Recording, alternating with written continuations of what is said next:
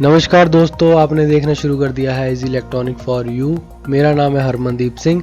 आज मैं आपको पढ़ाऊंगा डोपलर इफेक्ट क्या होता है, ये कहाँ पे काम आता है, इसका वर्किंग प्रिंसिपल एनिमेशन के साथ हिंदी भाषा में समझाऊंगा, तो बने रहिए मेरे साथ।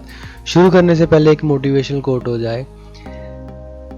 जीतने वाला ही नहीं बल्कि कहाँ हारना है यह जानने वाला भी महान होता है। चलिए दोस्तों, Doppler effect Austrian physicist Christian Doppler द्वारा 1842 में डिस्कवर किया गया था।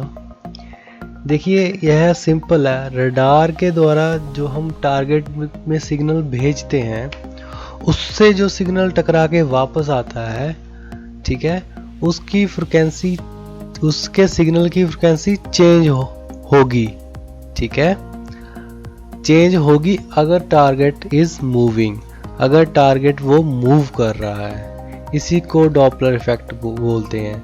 दोबारा सुन लीजिए, टारगेट से रिसीव होने वाला सिग्नल है जो, ठीक है, उसकी फ्रिक्वेंसी चेंज होगी, बढ़ेगी या घटेगी अगर वो टारगेट मूव कर रहा है, ठीक है। ये Doppler effect continuous wave radar में बहुत ही, मतलब उस पे बेस्ड ही है कंटिन्यूस वेव रडार। तो आप ये समझ लीजिए, तभी आपको नेक्स्ट वो समझ आएगा। देखिए आगे और अच्छे से समझिए। दो पॉसिबल केस बनते हैं इसमें, ठीक है, ठीक है। तो पहला है फ्रिक्वेंसी इंक्रीज। उस सिग्नल की फ्रिक्वेंसी इंक्रीज कब होगी? अगर target moves towards the direction of radar. अगर वो टारगेट रडार की ओर आ रहा है तो उसकी फ्रिक्वेंसी सिग्नल की इंक्रीज होगी। सिग्नल की फ्रिक्वेंसी डिक्रीज होगी अगर वो target move away from radar, radar से दूर जा रहा है, ठीक है।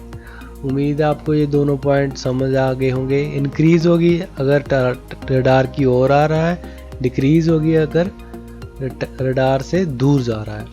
अब देखिए पिक्चर्स के साथ, अगर एम्बुलेंस की डायरेक्शन भी आपकी तरफ है और हॉर्न आपकी तरफ, मतलब हॉर्न बज रहा है, तो आपको उसकी फ्रिक्वेंसी ज़्यादा होगी, उस सिग्नल की आपको तेज सुनाई देगा, लाउड होगा।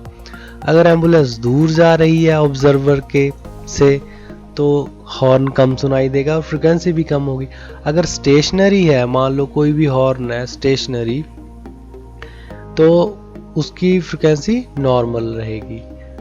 और समझिए डॉपलर इफेक्ट। देखिए, अगर एम्बुलेंस के, अगर कोई इंसान पीछे खड़ा है, ठीक है, तो उसकी ओर जो सिग्नल्स आएंगे उसकी फ्रिक्वेंसी कम होगी।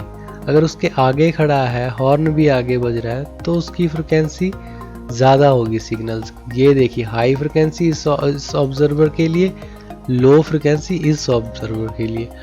अब बात आती है रडार में। मेन बात यहाँ पे समझिए।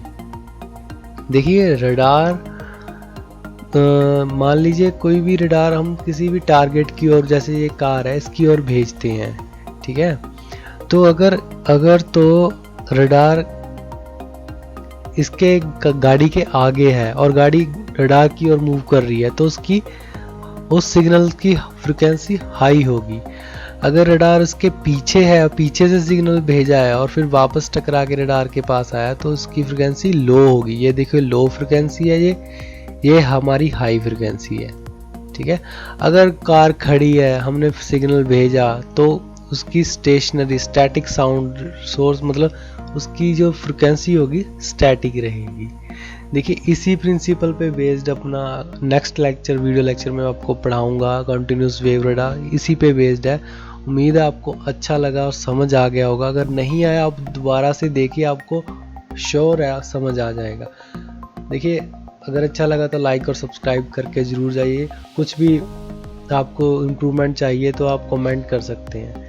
तो चलिए मिलते हैं नेक्स्ट वीडियो में। तब तक के लिए जय हिंद, जय भारत।